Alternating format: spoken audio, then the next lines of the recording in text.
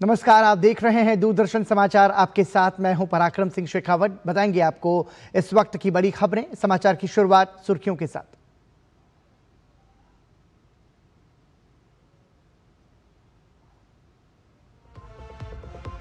France के राष्ट्रपति Emmanuel Macron 3 दिवसीय यात्रा पर पहुंचे मुंबई। प्रधानमंत्री मोदी और राष्ट्रपति मैक्रों संयुक्त रूप से भारत फ्रांस नवाचार वर्ष 2026 की करेंगे शुरुआत। इंडिया फ्रांस इनोवेटिव फोरम में लेंगे हिस्सा। भारत फ्रांस रणनीतिक साझेदारी में जुड़ेगा नया आयाम।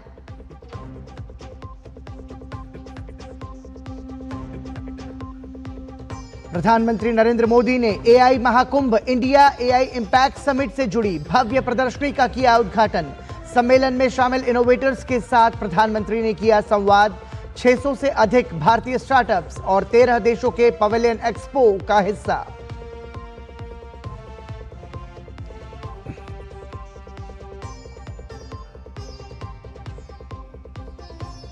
केंद्रीय इलेक्ट्रॉनिक्स और सूचना प्रौद्योगिकी मंत्री अश्विनी वैष्णव ने एआई इंपैक्ट समिट को बताया अहम। कहा, समिट से होगी देश की डिजिटल अर्थव्यवस्था और मजबूत।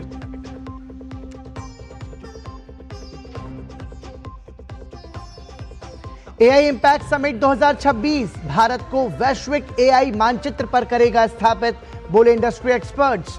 एआई समिट भारत के लिए बड़ा मौका, रोजगार के अवसर बढ़ाने में करेगा मदद।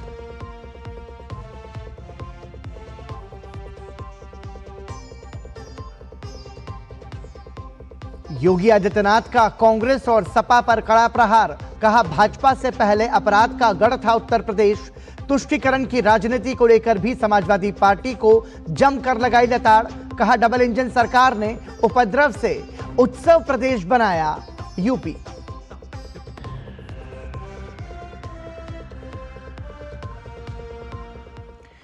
फ्रांस के राष्ट्रपति इमैनुअल मैक्रों भारत की 3 दिवसीय आधिकारिक यात्रा पर मुंबई पहुंच गए हैं। हवाई अड्डे पर फ्रांस के राष्ट्रपति का स्वागत महाराष्ट्र के राज्यपाल आचार्य देवव्रत और मुख्यमंत्री देवेंद्र फडणवीस सहित उनके मंत्रिमंडल के वरिष्ठ सहयोगियों ने किया। फ्रांस के राष्ट्रपति आज प्रधानमंत्री नरेंद्र मोदी से मुलाकात कर भारत फ्रांस रणनीतिक साझेदारी की समीक्षा करने के साथ ही क्षेत्रीय और वैश्विक मुद्दों पर चर्चा करेंगे। साथ ही वो भारत फ्रांस नवाचार वर्ष का उद्घाटन भी करेंगे। फ्रांस के राष्ट्रपति Emmanuel Macron AI impact summit में भी हिस्सा लेंगे।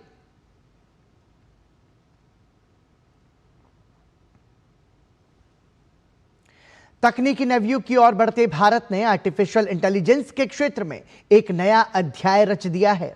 प्रधानमंत्री नरेंद्र मोदी ने इंडिया एआई इंपैक्ट समिट से जुड़ी भव्य प्रदर्शनी का उद्घाटन कर वैश्विक मंच पर भारत की डिजिटल शक्ति का परिचय दिया। भारत मंडपम में सजा ये विराट आयोजन नवाचार, युवा प्रतिभा और अंतर्राष्ट्रीय सहयोग का अद्भुत संगम बनकर उभरा है। एआई तकनीक के जरिए भविष्य की नई संभावनाओं और वैश्विक साझेदारियों का ये मंच भारत के बढ़ते नेतृत्व का सशक्त संकेत दे रहा है। आइए देखते हैं एआई के इस महाकुंभ से जुड़ी हमारी ये विशेष रिपोर्ट।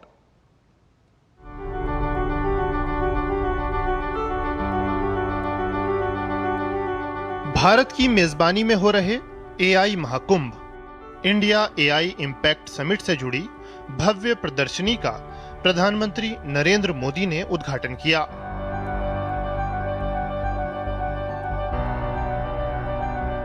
यह है नई दिल्ली स्थित भारत मंडपम में लगा India AI impact expo 2026।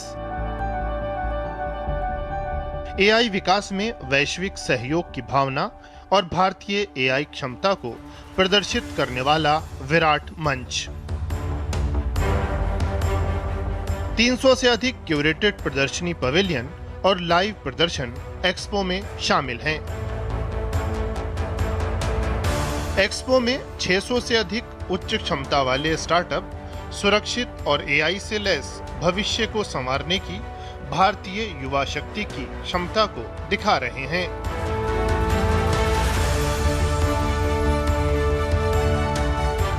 India AI impact expo का अवलोकन करते हुए प्रधानमंत्री ने एआई डोमेन में हो रहे नवाचारों को देखा।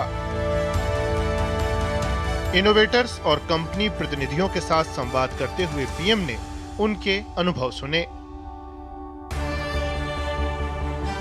13 देशों के पवेलियन एक्सपो का हिस्सा हैं और एआई तंत्र में अंतर्राष्ट्रीय सहयोग को प्रदर्शित कर रहे हैं।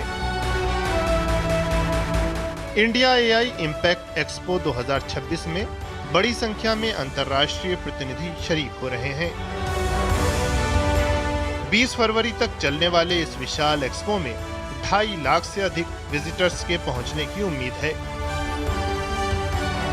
वैश्विक एआई तंत्र के भीतर नई साझेदारियों को बढ़ावा देने और व्यावसायिक अवसर पैदा करने की दिशा में ये ऐतिहासिक कदम है। Bureau report, DD news. Delhi की भारत मंडपम में आयोजित एआई इम्पैक्ट समिट के पहले दिन दुनिया भर के नीति निर्माता, उद्योग जगत के प्रतिनिधि, शोधकर्ता और तकनीकी विशेषज्ञ एक मंच पर जुटे। सर्वजन हिताय सर्वजन सुखाय की थीम के साथ सम्मेलन का फोकस आर्टिफिशियल इंटेलिजेंस के जरिए समावेशी और साझा वैश्विक प्रगति को आगे बढ़ाने पर है। यह शिखर सम्मेलन मानव केंद्रित विकास, जिम्मेदार तकनीक और वैश्विक सहयोग के प्रति भारत की मजबूत प्रतिबद्धता को दर्शाता है। सर्वजन हिताय सर्वजन सुखाय की थीम पर आधारित इंडिया एआई इम्पैक्ट समिट के पहले दिन दिल्ली के भारत मंडपम में जब दुनिया भर के नेता, उद्योगपति, इनोवेटर, नीति निर्माता, शोधकर्ता और प्रौद्योगिकी से जुड़े लोग जुटे तो उनका एजेंडा था एआई के मोर्चे पर विश्व स्तर पर समावेशी और साझा प्रगति को बढ़ावा देना। तेजी से बदलती दुनिया के बीच भारत एआई की दिशा में बेहतर काम कर रहा है और इस सम्मेलन में दुनिया भर के लोग एआई से जुड़े हर पहलू पर बात कर रहे हैं और फोकस इस बात पर है कि कैसे एआई के इस्तेमाल से टेक्नोलॉजी को बेहतर किया जा सकता है। सम्मेलन के पहले दिन इलेक्ट्रॉनिक्स और आईटी मंत्री अश्वनी वैष्णव ने strengthening India's creative economy through innovation, trust and talent सत्र में हिस्सा लिया और कहा कि ओटीटी कंटेंट बनाते समय सांस्कृतिक कॉन्टेक्स्ट को ध्यान में रखा जाना चाहिए। उन्होंने कहा कि प्लेटफॉर्म्स को लोकल कल्चरल कॉन्टेक्स्ट के हिसाब से कंटेंट में बदलाव करना चाहिए और ओटीटी प्लेटफॉर्म्स को उस खास देश के लीगल फ्रेमवर्क के अंदर काम करना चाहिए। OTT platforms to kind of forget the cultural context. Cultural context is very important.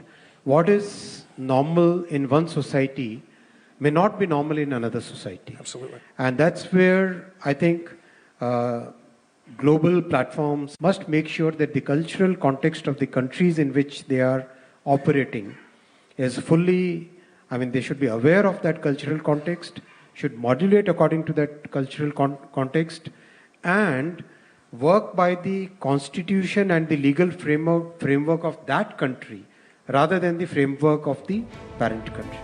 वहीं इलेक्ट्रॉनिक्स और आईटी मंत्रालय में राज्य मंत्री जितिन प्रसाद ने from AI user to creator के प्रमुख सत्र में हिस्सा लिया और सभी इनोवेटर्स और उद्यमियों से आह्वान किया कि वो एआई को स्वीकार कर इसके माध्यम से नए समाधान विकसित करें जो भारत को आत्मनिर्भर और वैश्विक नेतृत्व की ओर ले जा सकें।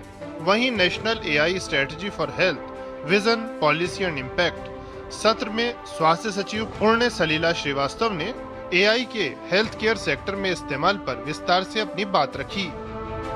एआई का सही उपयोग तभी हो पाएगा जब हम अपने सॉल्यूशंस को ज्यादा अफोर्डेबल, ज्यादा इंक्लूसिव और इफेक्टिव हेल्थ डिलीवरी के लिए यूज कर सकते हैं। तो उसी पर आज चर्चा हुई कि इसको कैसे कर सकते हैं। हमारे देश में बहुत इनोवेटर्स हैं, बहुत स्टार्टअप्स हैं, नए नए सॉल्यूशंस निकल रहे हैं, तो इसको किस तरह हम अपने पब्लिक हेल्थ सिस्टम पे लाए, उस पे चर्चा। शिखर सम्मेलन में हिस्सा ले रही तमाम भारतीय कंपनियां भी भारत की एआई संभावनाओं को लेकर काफी उत्साहित हैं। ये कंपनियां भारत में बढ़ते एआई प्रभाव को लेकर उत्साह में हैं, तो साथ ही देश में इस तरह के एआई इम्पैक्ट समिट की बेहद जरूरत पर जोर दे रही हैं। ऐसे समिट जो दुनिया के different leaders, whether they be in business, whether they be in government, को एक साथ लाती है, वो बहुत इम्पोर्टेंट है क्योंकि बहुत सारे डिस्कशंस होते हैं जो क्रॉस बॉर्डर तौर से इम्पोर्टेंट हैं और वो सारे रिजॉल्व होते हैं बस ऐसे समिट्स पे। हमारा जितना भी एकेडमिया है वो रिसर्च में लगे हुए हैं। हमारा जो इंडस्ट्री है, जैसे कि छोटा स्टार्टअप है, वो भी एआई का एप्लीकेशंस बना रहे हैं, एआई का नया मॉडल्स बना रहे हैं। तो भारत का भूमिका भी बहुत बड़ी है क्योंकि आईटी में ऑलरेडी हम लोग एक सुपर पावर है। दरअसल सम्मेलन के जरिए भारत आर्टिफिशियल इंटेलिजेंस के विकास के केंद्र में जनहित, सुलभता और वैश्विक सहयोग को रखता है। साथ ही भारत विकसित देशों की तकनीकी शक्तियों को विकासशील देशों की व्यापकता और क्षमता से जोड़ना चाहता है, जिससे विश्व स्तर पर समावेशी और साझा प्रगति को बढ़ावा मिले। ये शिखर सम्मेलन मानव केंद्रित प्रगति और समावेशी विकास के लिए एआई का उपयोग करने के प्रति भारत की प्रतिबद्धता को दर्शाता है। स्वास्थ्य सेवा, शिक्षा, कृषि, शासन और उद्यम सहित विभिन्न सेक्टरों में एआई की परिवर्तनकारी भूमिका है और आने वाले दिनों में शिखर सम्मेलन में होने वाली चर्चाएं एआई के नवाचार, सहयोग और जिम्मेदार उपयोग पर वैश्विक विमर्श को समृद्ध करेंगी। इसके जरिए एक प्रगतिशील, नवोन्मेषी और अवसर उन्मुख भविष्य का निर्माण होगा। शैलेंद्र, तपस और दीपक रावत के साथ ब्यूरो रिपोर्ट, डीडी न्यूज। नई दिल्ली में आयोजित एआई इम्पैक्ट समिट 2026 के एक सत्र के दौरान केंद्रीय इलेक्ट्रॉनिक्स और सूचना प्रौद्योगिकी मंत्री अश्विनी वैष्णव ने देश की क्रिएटर इकोनॉमी की प्रगति की जमकर प्रशंसा की। उन्होंने कहा कि भारत की तेजी से उभरती क्रिएटर इकोनॉमी देश की मजबूत डिजिटल इंफ्रास्ट्रक्चर और कुशल मानव संसाधन के दम पर नई ऊंचाइयों को छू रही है। कार्यक्रम के दौरान केंद्रीय मंत्री अश्विनी वैष्णव ने यह भी कहा कि इंडिया एआई इम्पैक्ट समिट का उद्देश्य एआई के मानव समाज पर वास्तविक प्रभाव को समझना और उसके सकारात्मक उपयोग के लिए ठोस दिशा तय करना है। उन्होंने उम्मीद जताई कि इस सम्मेलन में हुई विचार विमर्श से ठोस और सार्थक निष्कर्ष सामने आएंगे, जो देश की डिजिटल अर्थव्यवस्था को और मजबूत करेंगे। केंद्रीय मंत्री अश्विनी वैष्णव ने कहा कि भारत की तेजी से बढ़ती रचनात्मक अर्थव्यवस्था देश के मजबूत डिजिटल बुनियादी ढांचे और कुशल आबादी द्वारा संचालित हो रही है। We as a country believe in the creators, the value that the creators have brought in, either through their content or through their different ways of expressing themselves, different ways of telling the story. In fact, that is one of the reasons our country hosts a large number of global capability centers. If the creators get a chance to deploy their skills, protect their copyrights, protect the fruits of their creative energy, then the growth between today and tomorrow will be very high. AI impact summit से लगातार हम आपको उन startups और innovation से रूबरू करवा रहे हैं जो भारत की प्रगति में महत्वपूर्ण योगदान दे रहे हैं। दिल्ली के भाई परमानंद विद्या मंदिर के 9वीं क्लास में पढ़ने वाले 2 बच्चे अवध और आद्या ने एक ऐसा एआई फीचर तैयार किया है जिसके जरिए अब बेजुबानों को भी जुबान मिल सकती है।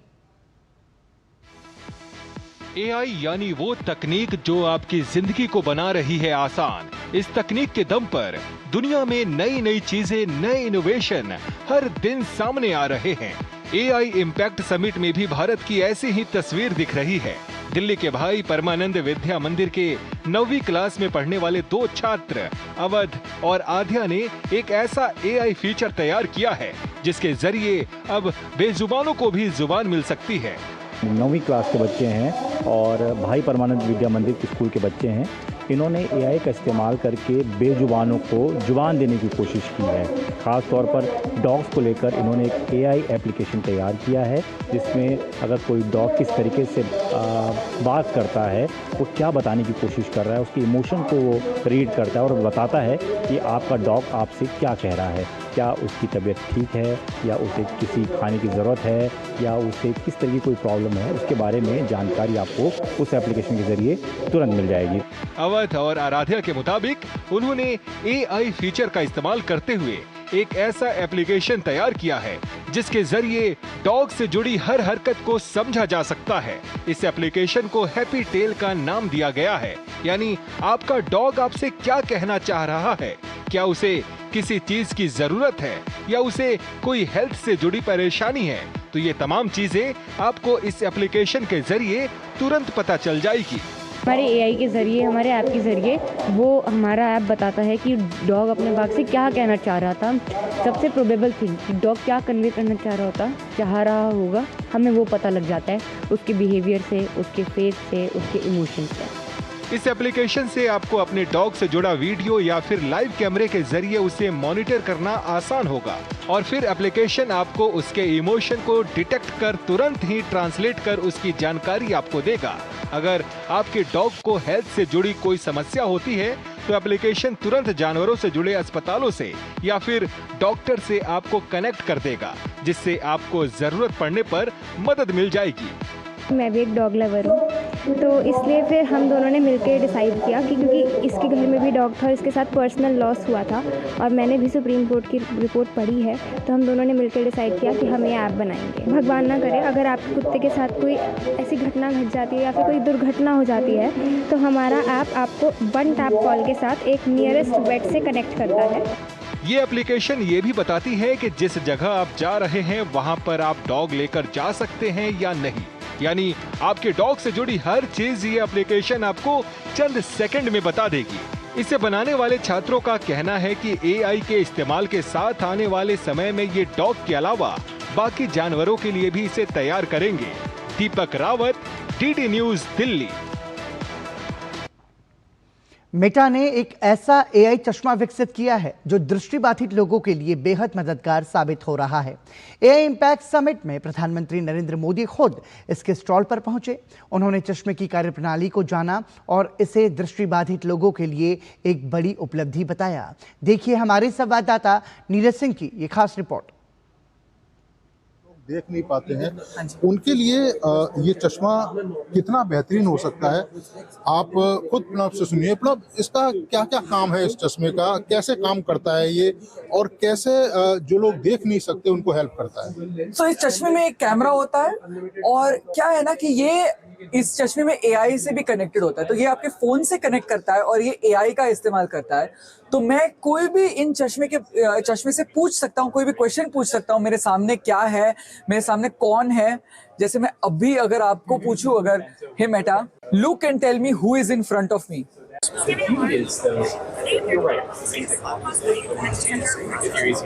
तो इसने बोला कि कुछ लोग मेरे सामने खड़े हैं और एक कन्वेंशन स्पेस या एग्जीबिशन हॉल है, तो इसने ये डिस्क्राइब किया। तो मैं इनको इस्तेमाल कर सकता हूँ अपने कपड़ों का रंग जानने के लिए, कलर कपड़ों को मैच करने के लिए, डिब्बे में अगर कुछ है खाने की चीजें, अगर मैं कुछ कुकिंग कर रहा हूँ, किचन में कुछ बना रहा हूँ, तो क्या क्या चीजें हैं, मसाले हैं, वो जानने के लिए, कुछ लिखा है दरवाजे पे वो भी जानने के लिए, जो भी मेरे सामने, अगर सार में बोलूँ तो जो भी मेरे सामने कुछ चीजें हों उनके बारे में पूछताछ करने के लिए, जो मैं ना देख सकूं, ये मेरी आंखें बन जाती है। तो आप ये देखें कि इस तरीके से इसको डेवलप किया गया है कि इसमें एक तरफ कैमरा है और ये फोन से कनेक्ट रहता है और वॉइस के माध्यम से इसको कमांड जाती है और उसके बाद इस कैमरे के द्वारा और इसके साथ इसके जो मोबाइल से जो कनेक्ट रहता है, वो जो जवाब है वो आता है कि आपके सामने कौन है, किस तरह के कपड़े हैं, किस तरह का रूम है,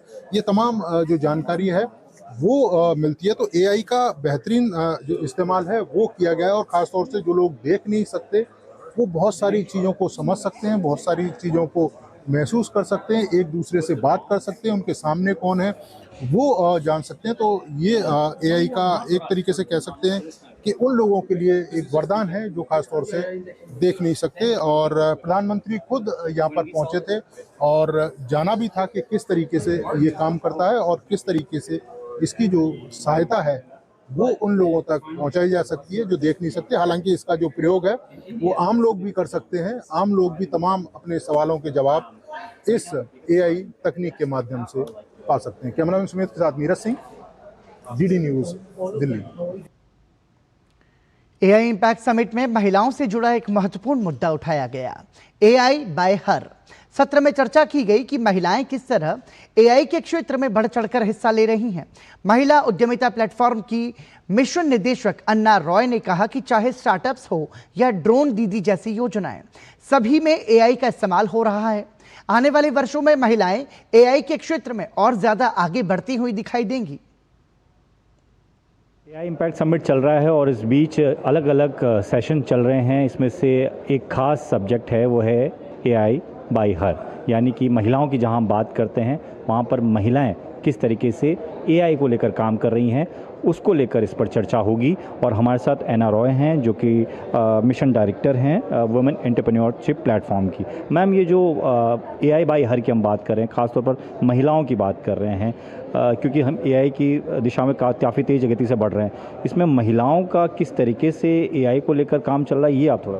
ये चैलेंज एक सेपरेट चैलेंज के रूप में इसलिए लॉन्च किया गवर्नमेंट ऑफ इंडिया ने, क्योंकि वो महिलाओं को प्रोत्साहन देना चाहते थे कि वो भी AI के क्षेत्र में ज़्यादा आगे बढ़ के आएँ। तो वो करने के लिए हम शोकेस करें उन विमेन को जो कि AI में काम कर रही हैं, अपनी अपनी कंपनियां चला रही हैं या रिसर्च काम कर रही हैं, उनको शोकेस करके उनको और इनकरेज करने के लिए उनको प्राइज़ मनी भी अनाउंस किया गया, मेंटरशिप और various other support systems announce किया गया, ताकि उनकी देखा देखी जो हमारे और लड़कियां हैं और महिलाएं हैं वो भी इनकरेज हो कि इस एरिया में हमको काम करना है। तो लगातार कोशिश ये है इस AI इम्पैक्ट समिट के ज़रिए कि हर वर्ग को जोड़ा जा सके, हर वर्ग को AI के साथ कनेक्ट किया जा सके। और ऐसे में AI बाय हर की अगर हम बात करते हैं, इस सब्जेक्ट को भी इसमें इसीलिए रखा गया है कि महिलाओं को भी इस क्षेत्र में, इस दिशा में आगे बढ़ाया जा सके। कैमरामैन पीयूष वर्मा के साथ दीपक सिंह रावत, DD न्यूज़, दिल्ली। भारत मंडपम में आज से AI समिट की शुरुआत हो चुकी है।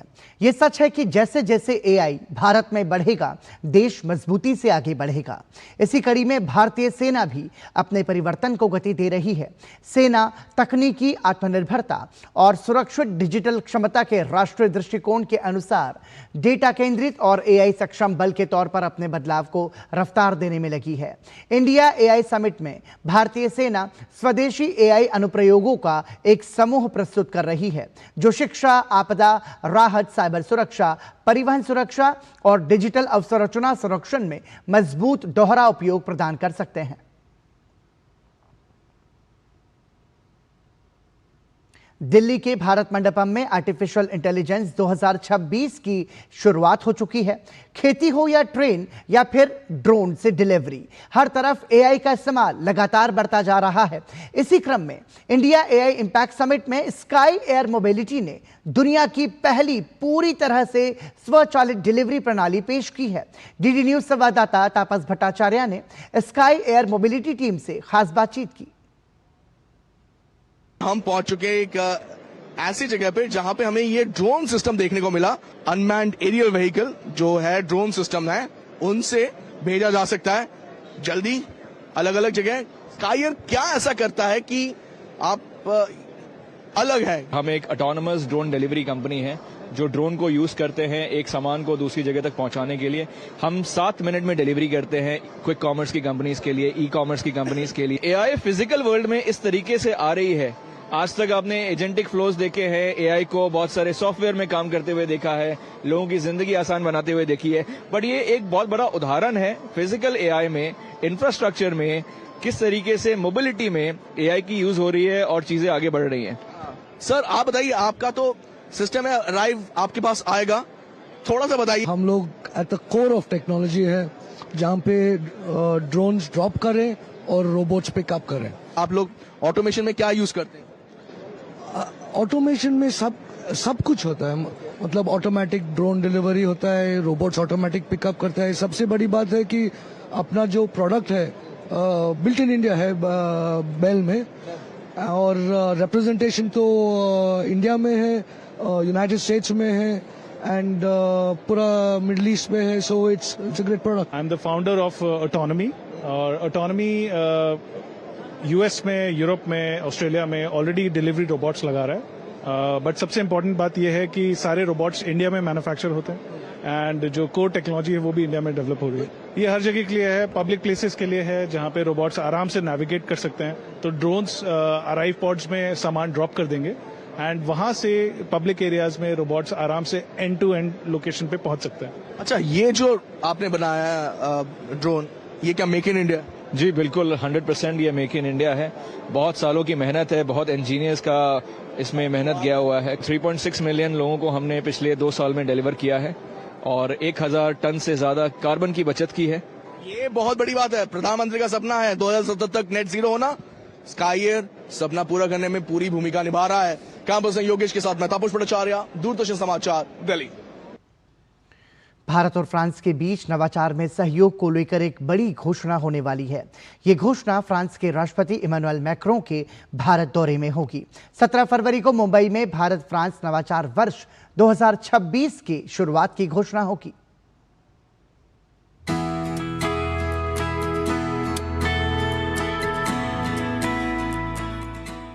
भारत और फ्रांस अब नवाचार में सहयोग के एक नए युग में प्रवेश करने जा रहे हैं।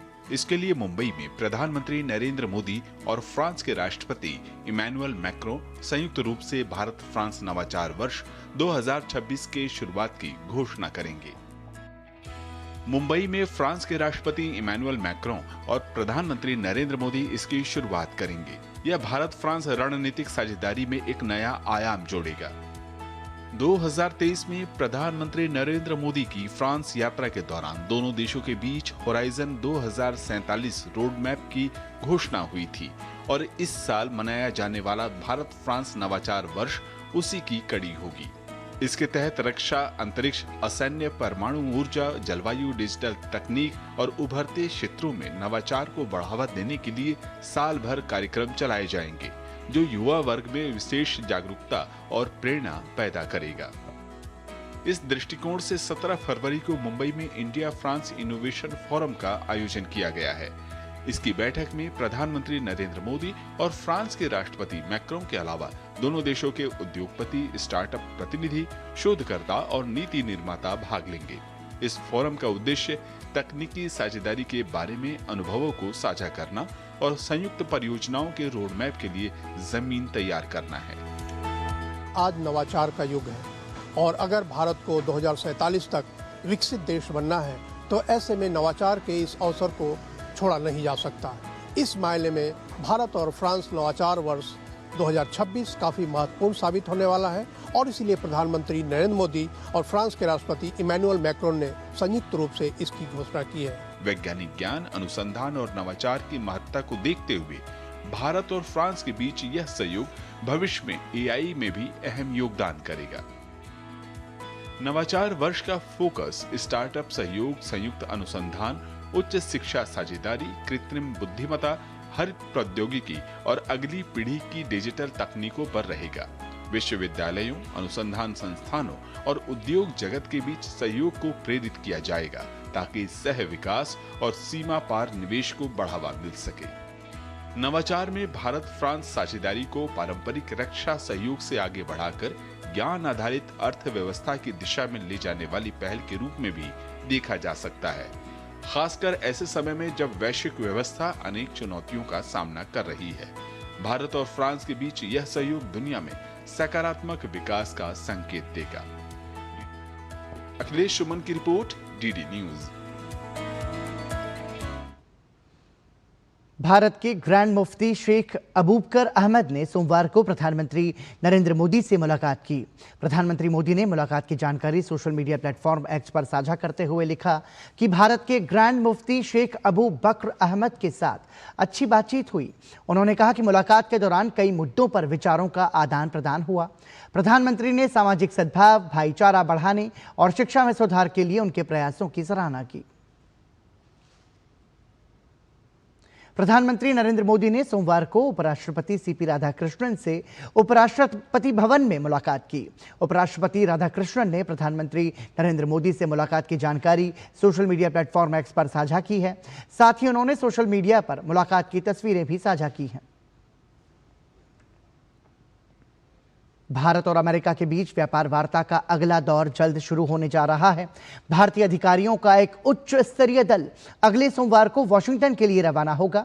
इस प्रतिनिधिमंडल का नेतृत्व वाणिज्य मंत्रालय के संयुक्त सचिव और मुख्य वार्ताकार दर्पण जैन करेंगे। टीम में विदेश मंत्रालय के अधिकारी भी शामिल होंगे। माना जा रहा है कि इस दौरे की बातचीत में दोनों देशों के बीच व्यापार और आर्थिक सहयोग से जुड़े अहम मुद्दों पर चर्चा होगी। यह बैठक भारत अमेरिका व्यापार संबंधों को नई गति दे सकती है। और इसी के साथ समाचार में अभी के लिए इतना ही। दीजिए अनुमति। नमस्कार।